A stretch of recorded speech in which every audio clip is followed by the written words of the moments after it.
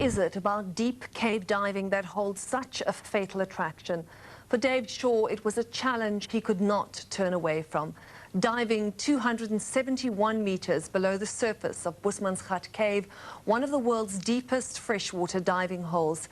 And it was while setting a world record there last year that he discovered the body of another diver, Deandrea, who died 10 years ago. And so Shaw returned to recover the body. The mission was successful, but ultimately it cost him his life. Producer Charlene Stanley brings you his story right from when it first began. And tonight we bring you exclusive, never-before-seen footage of Shaw's last moments before succumbing to his watery grave. 28 October 2004. 50-year-old Australian diver Dave Shaw sets a new world record. Using a rebreather system, he has gone 271 meters down to the bottom of Bushmansgat in the Northern Cape. And he brings news from the deep.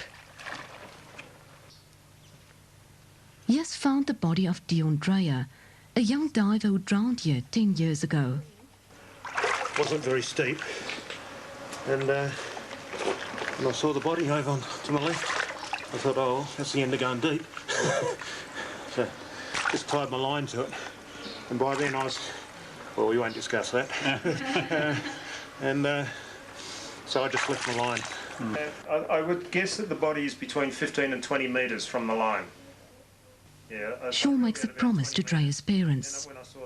He'll bring them their son's body. He's going back down.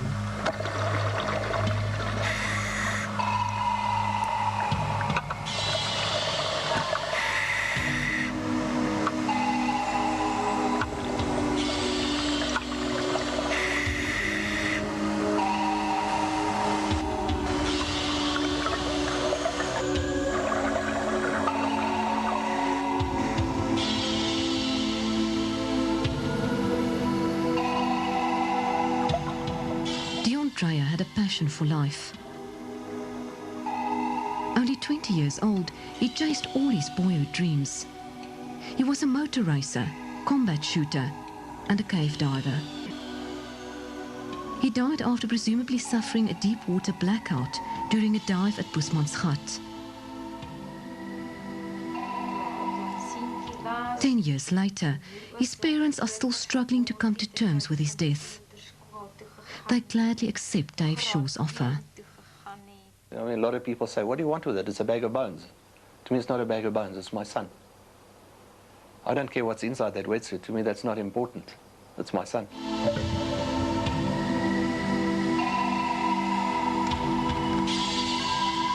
Deepcave.com is the personal website of Dave Shaw. An airline pilot, but his true passion, cave diving.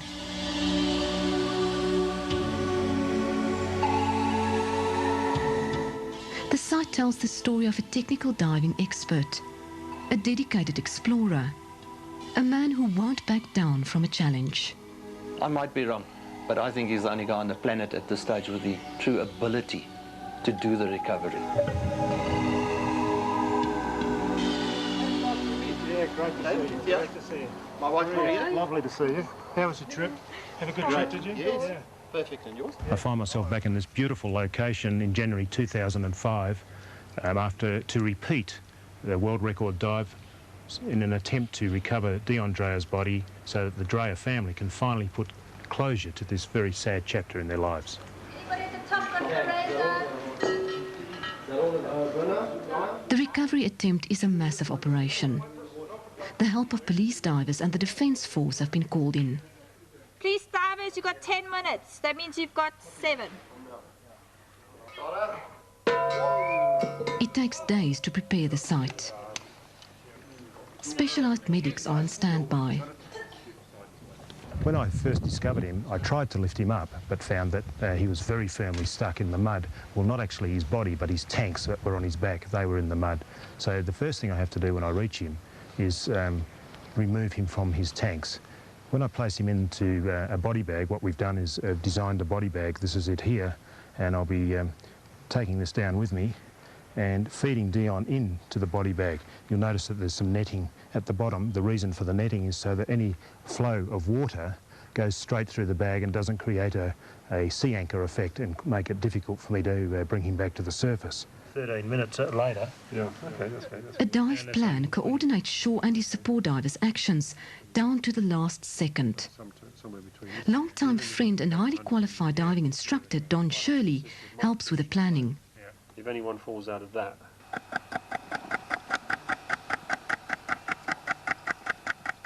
A camera in a specially designed underwater housing will be mounted on Shaw's headgear.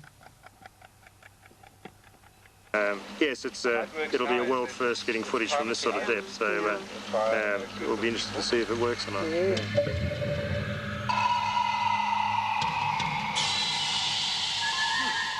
The big day dawns.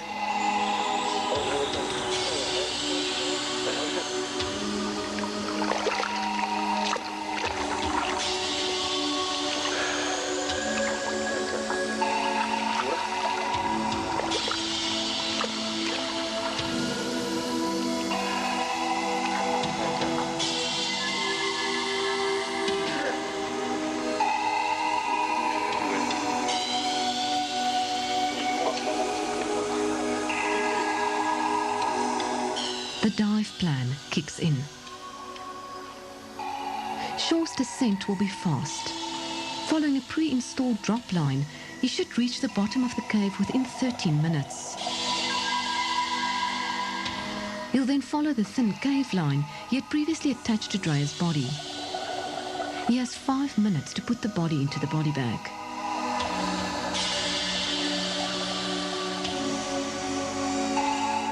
Following the cave line again, he'll move back to the drop line with Dreya's body.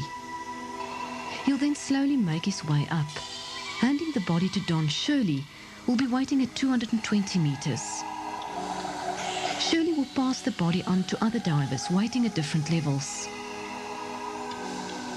Meanwhile, Shaw will continue to slowly ascend, resting and changing gases along the way to prevent getting decompression sickness. Support divers will meet him at different depths. They'll bring him food and liquids and check his condition. About 12 hours after entering the water, he'll be back on the surface. That was the plan.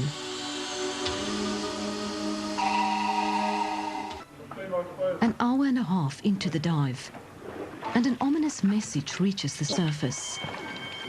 You've read the slate? Yes. Okay. No Don or Dave.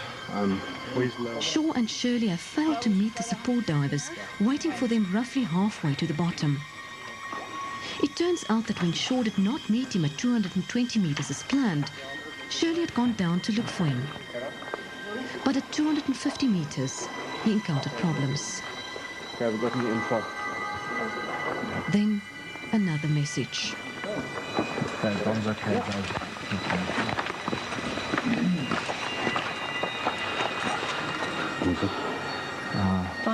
Don's okay.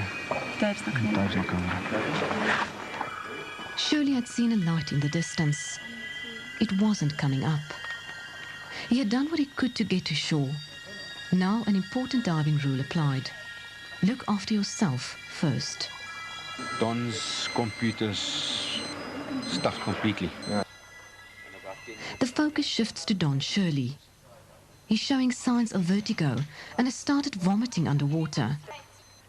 Doc says if he's breathing, don't bring him up straight away. We need to make a decision. If he's not breathing, then bring him up.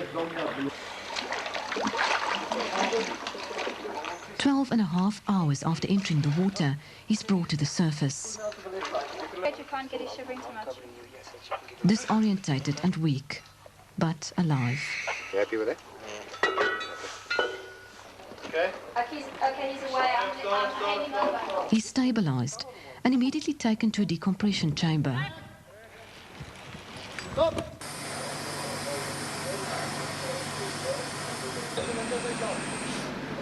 Dave's wish was to stay, if he died diving, to stay where he was.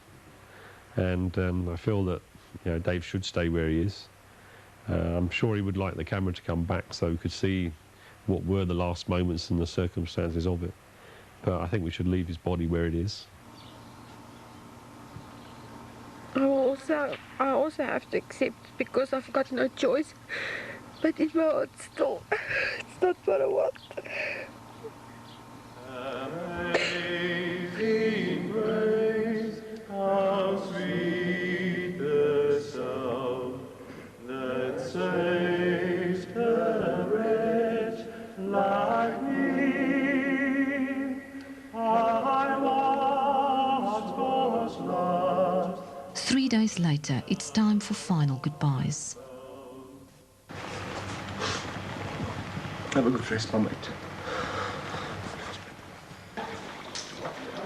And time to pack up.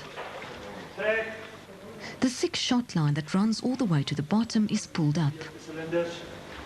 Kom ek soek iemand in die water.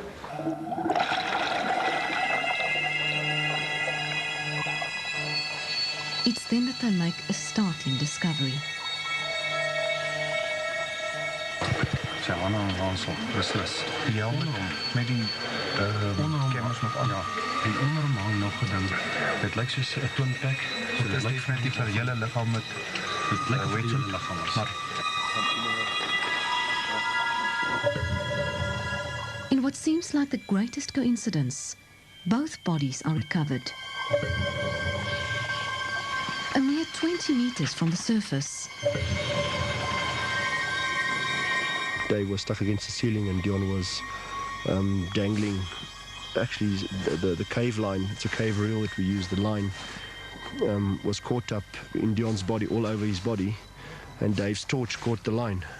And that was the only thing holding Dion to Dave.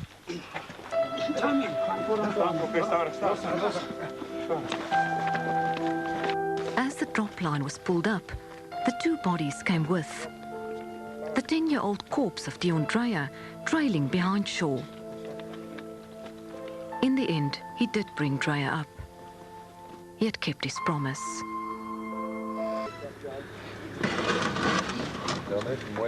It forms a stark contrast. Dion Dreyer's old-fashioned rusty twin-pack cylinders, Dave Shaw's sophisticated rebreather. But all eyes are on one piece of equipment. Shaw's camera, still perfectly intact. We've actually viewed the tape in every possible way that you could actually think. We've been through it in real time, in slow time, freeze frame, backwards and forwards, and really interpreted what exactly went on. The footage shows Shaw shaking hands with diving buddy Don Shirley for the last time. As he submerges, the clock starts ticking. Don Shirley describes what happens underwater. Okay, now Dave's going to move over to the entrance of the cave.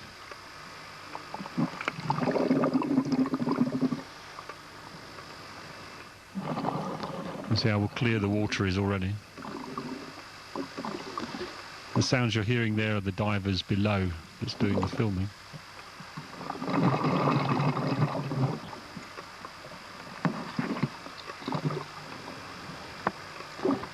Dave's getting ready to go down now.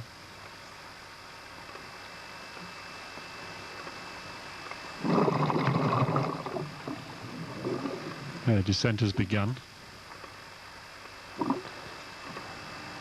Now moving through the restriction, just checking that everything's okay with the computer.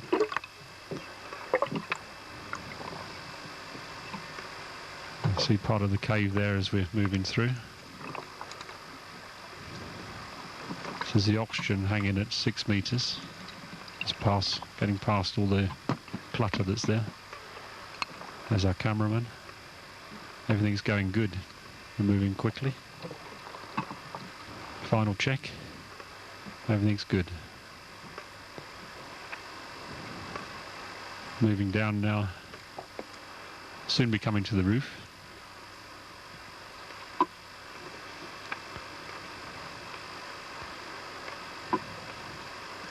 Just passing 22 meters. Everything going good.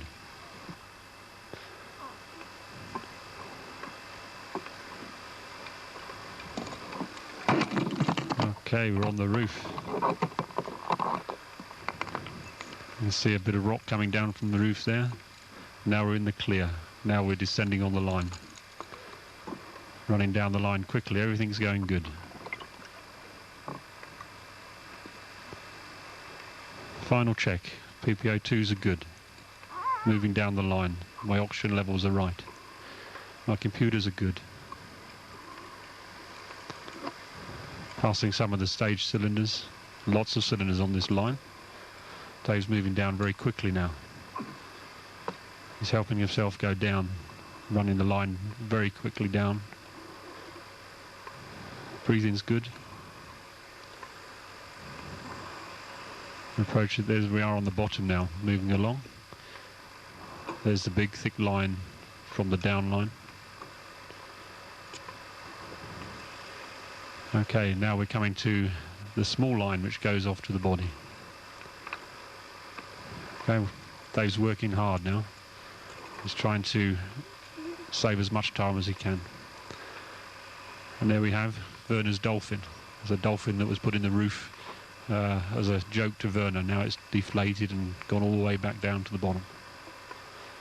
Looking, everything's good. 10 minutes into the dive, very quick descent. Everything's great. Now Dave's working hard. He's jogging. It's like jogging on the surface. So he's actually breathing quite heavily at 270 meters. You see how clear everything is. Nice bright light shining, can see everything happening. Right, getting ready for the body. Okay, Dave will be able to see Dion now. There's Dion's legs. Right, we're still on plan, everything is going good. We're working hard. Undo the bag and put it over the legs. Everything's good. Check in, everything's right. Breathing heavily, still jogging, still jogging. Okay, bit of silt, I'd expect that. Okay, undoing the bag and trying to slide it up the legs. Now, things are not to plan because the body is loose. It's not in the, it's no longer stuck in the mud. Everything is loose. The body's moving around with its cylinders. Dave's working hard, trying to work out what to do next. He's still checking all the gauges. He's breathing heavy, he's working hard. Now, this line is just getting everywhere because this body is floating. It's not stuck. Everything's moving. Right, the light gets caught on the line there. Moving out the way. Still got a nice bright light. Moving up. Now, we can't put the bag over, so it's a case of just untangling the cylinders from the line here. You see, rushing, trying to get these scissors to cut. Because we were going to cut it out of the cylinders, but now everything is loose. This is a very sloping bottom, so Dave slipped here. Again, now he's coming back to the body. And you can see he's checking, making sure everything's right with his time. Time's getting short now. The time is nearly to the point where he needs to leave. Okay, good check. All the time checking, making sure he's okay, working at the same time. There's the line. This is a line we were worried about being loose, and there it is loose. Okay, we've now come to the end of our time now, and it's time to leave. Dave's decided he's going to leave. All on plan, everything's right. He's still working hard, everything's right. He's leaving. Okay, all on time, working hard. Quick check, make sure his gauges are right. Something seems to be stopping him now, and he's caught in the line. Okay. He's working hard trying to untangle himself. You can see the bag. Okay, there he goes. He's moving on again. Now, he's breathing very hard. It's getting quite difficult to do things. Good check on the gauge. Now, Dave's breathing would be getting quite heavy as he's trying to work his way out. And slowly, Dave would start to become incoherent, and then he would stop. But he was still moving out, and he was still working right up to the end. And what he found was he got caught up in the line.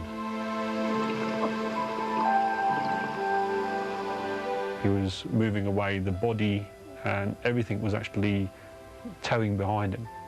And he had to then try and untangle himself from that in a very restricted light position with a very high sort of breathing rate. And he basically succumbed to all the pressures that you've got at that sort of time. And his breathing slowly faded, and Dave passed away.